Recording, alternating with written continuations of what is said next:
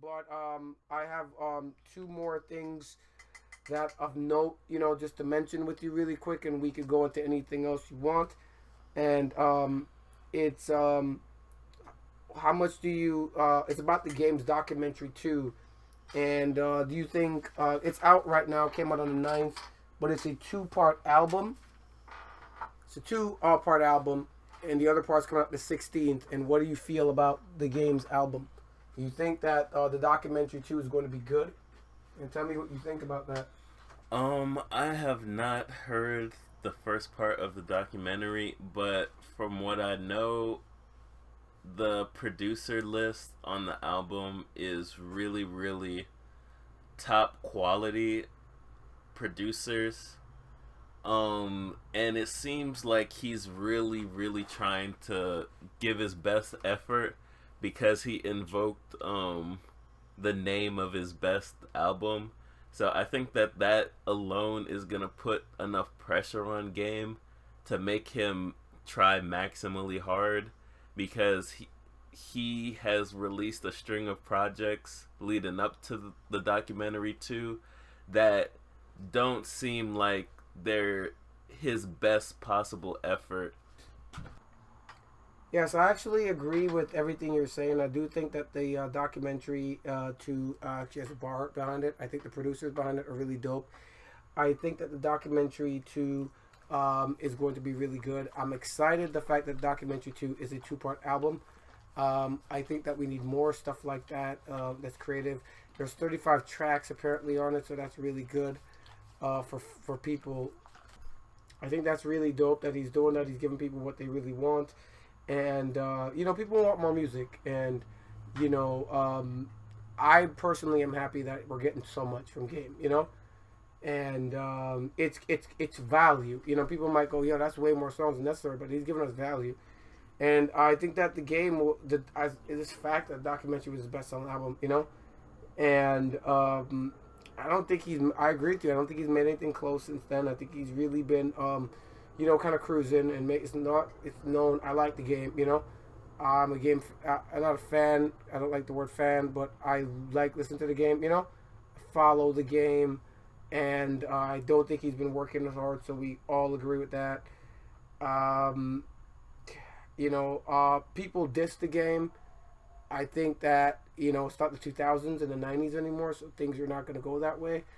Kind of going what you talked about, the new format, but it's a little bit more grander. It's so numbers, you have to adjust nominally for numbers. Like inflation, money value goes down. You can't look at a millionaire, in the 90s or in the 80s or in the 50s or in the 20s the same way you look at a millionaire today, right? It's just, Yeah. you shouldn't.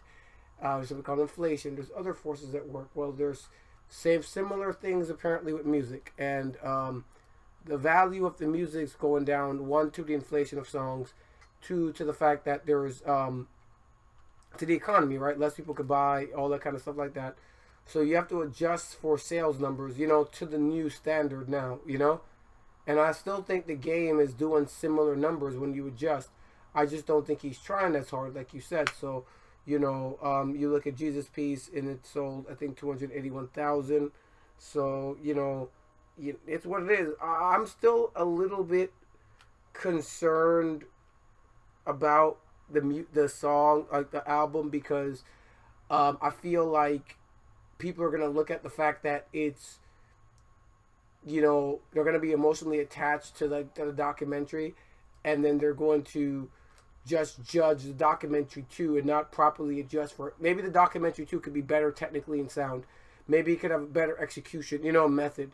Yeah. But people might just feel, man, the documentary was the best because there was times they were going through and this was the documentary. They were going to school, or it's the first time they heard the game, or I don't know, whatever it is. I find that with older established albums, people usually have emotions tied into that time, and they're not adjusting it objectively. Like when people say like Easy E's the best, or NWA was this, or they go like, I like this, I like 50 here, and Get Rich or Die Trying, but I don't like this new 50 stuff. And it's like they have an emotional feeling about it, not an objective feeling about it. Yeah. So I don't know if you want to interject something really quick about that.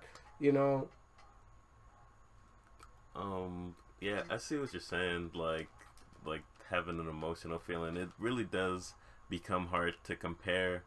But I guess the real worry that everyone should have is pretty much every part two I was gonna for a say that. Yeah. music album Say that, has yeah. just not been good. Like Food and Liquor Part Two, The Blueprint Part Two, uh, Marshall Mathers LP Two.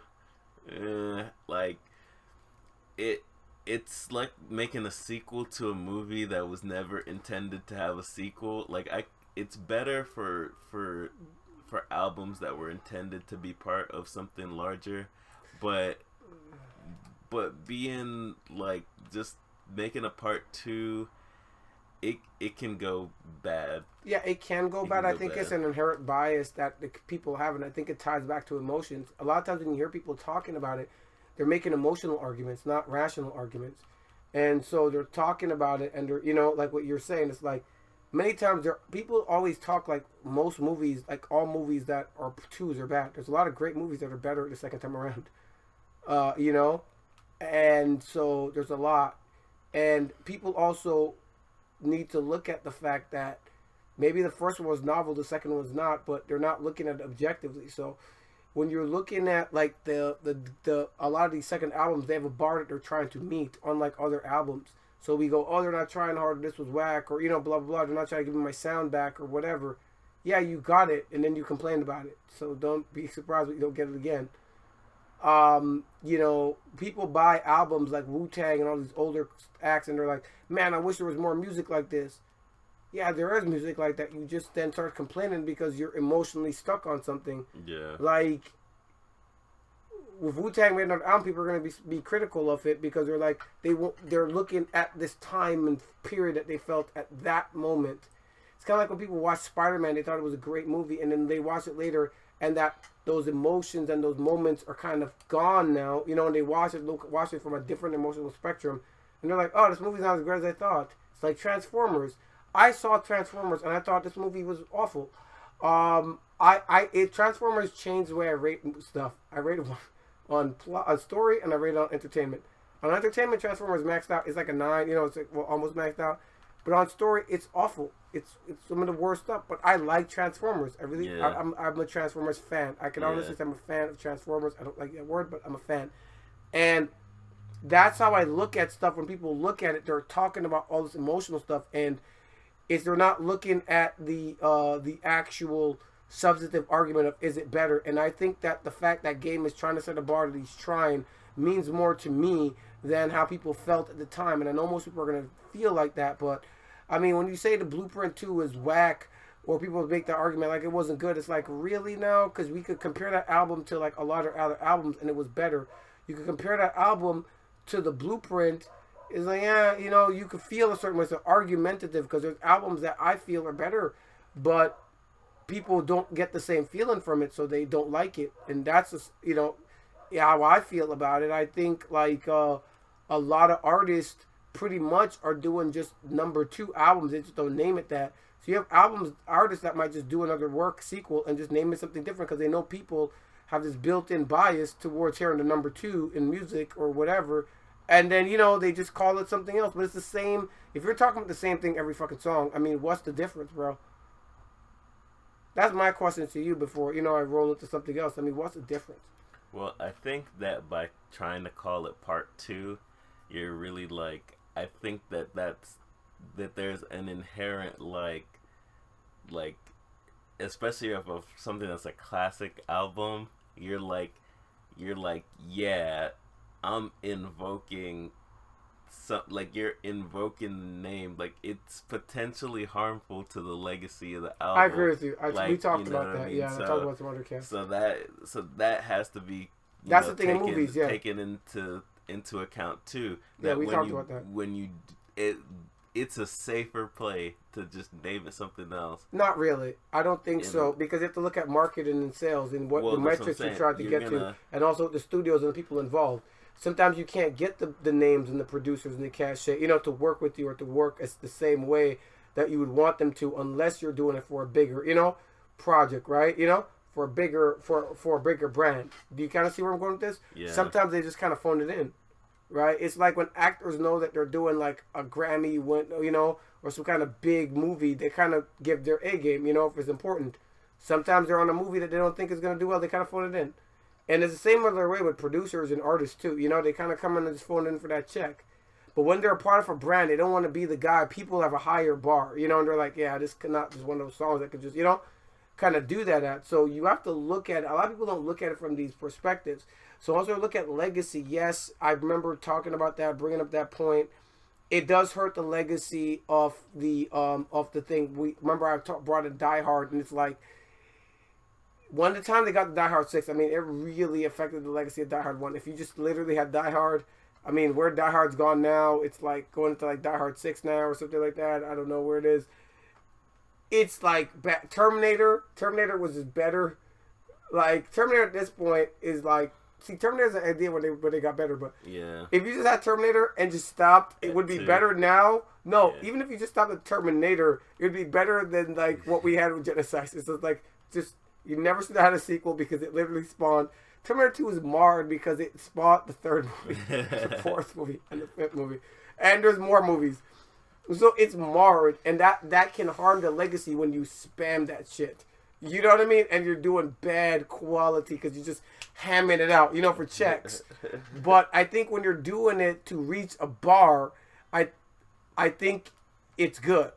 And I think like the legacy of it can be held as long as the audience is engaged and brought into a reasonable place. And I think that many times the flaw is in the marketing is that they're purely trying to invoke the pure feelings of the old. Yeah. And that's where the flaw comes in. So I don't know. I want to hear how much you think the documentary 2 is going to sell. Keeping in mind that it's 2 albums now. It's been split.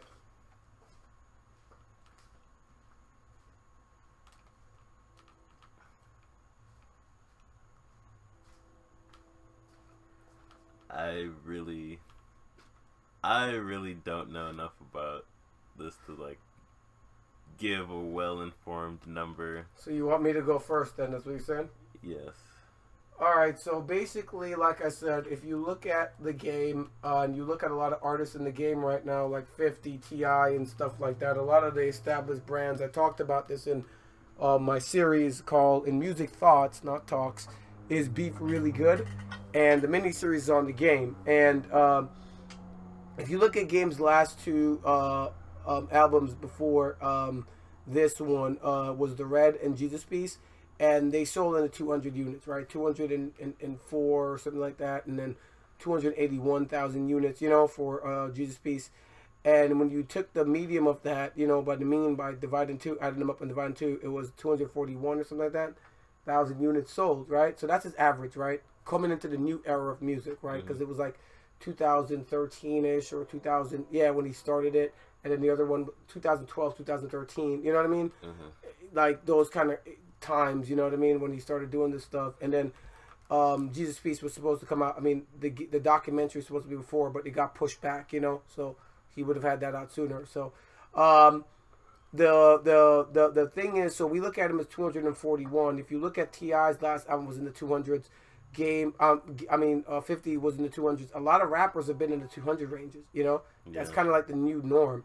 So even you look at what Future and Drake just did, it was in the 300s. You see my point? It's not, when you take the average of 50s, like I think he's in the 300s.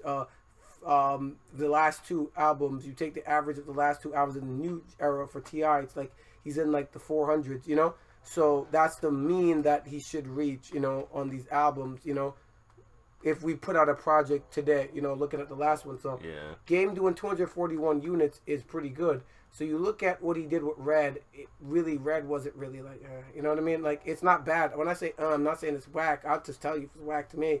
Yeah. But when I say, it's because I don't think he was going to the level he could have, gone to. Like, Game is consistent, but I mean, Game's a really good rapper, and he's just not trying.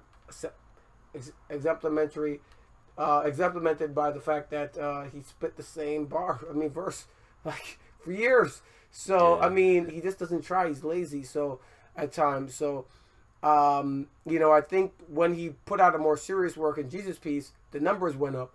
And I think that when you're talking about a brand, a legacy brand like this, is going to go to numbers up. So I think he's going to do anywhere from 300 to 350, as normal amount, jumping up.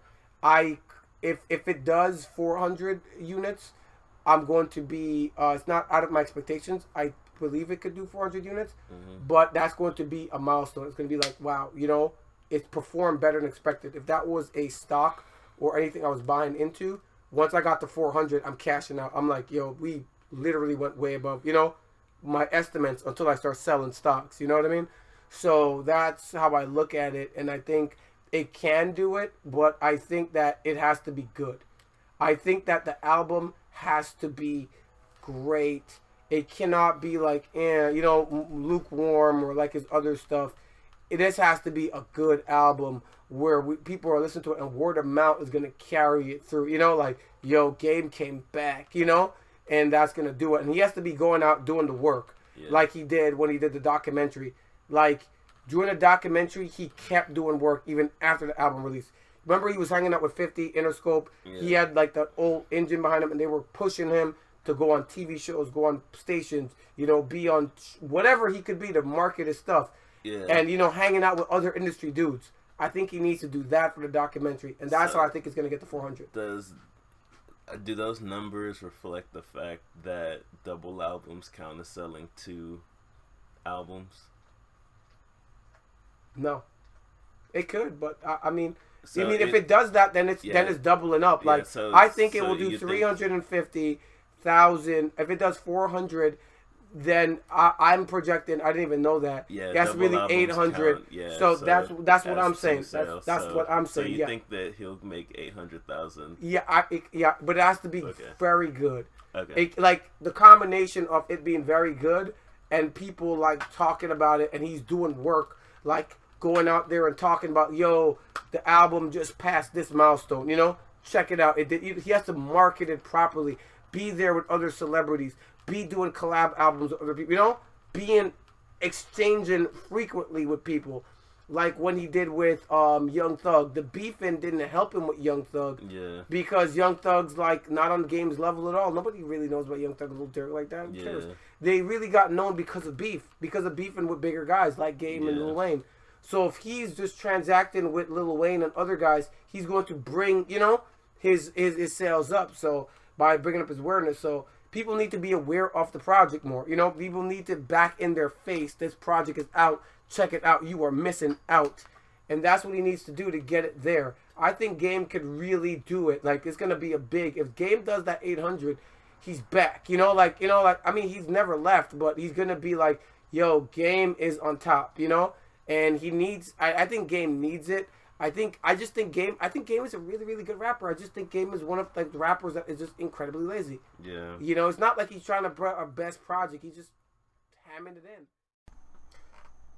Hi, this is RJ Knight from Youauthorus.com. Thanks for listening to this segment of Music Talks. If you want to hear the full podcast, please click the link below and follow. Also, there's many more topics you can listen to, so please click on to the site or on our channel and find out. Also, click any links that you see in the videos. They should help direct you to any videos that you might want to hear and see. Thanks a lot. You're welcome. And we're always looking for more comments and how they can help us to make better videos.